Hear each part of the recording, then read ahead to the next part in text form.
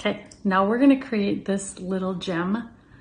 And this one actually has a pin on the back, but I hang this on my tree, so I hook a hook through it. And one of my kids, who are now 25 and 22, made this when they were little. So, but it's so adorable and simple. So I actually have this kind of clothespin. I don't have the other kind, but this works. So I painted it brown with this paint. And I have two googly eyes.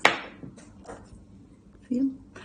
And I'm gonna add those eyes, and I pre-peeled the backing a little bit because it's a struggle. So I'm gonna stick them on. He's gonna be so cute.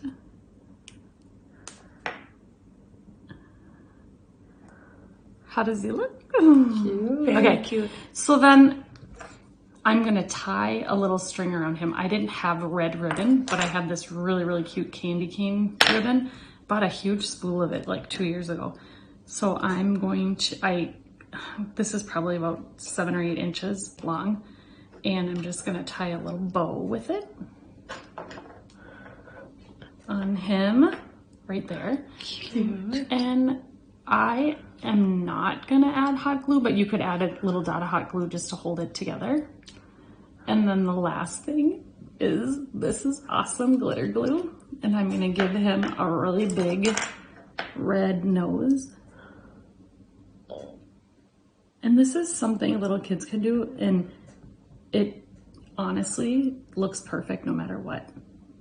No matter how messy it is. I think his nose is crooked. Isn't he cute? It's very cute. So, and then you just gotta let him sit and dry. You can also put a pom-pom on there. Oh yeah, you could. Good idea, Steph. So I have a couple, lots of different sizes. So that would be fun for little fingers to do too. This glue was only $1, so it would be fun to have around to do. And I think too, when the glue dries, I'm actually gonna add some more, so it's kind of like a bubble. So there he is. Cute. Cute.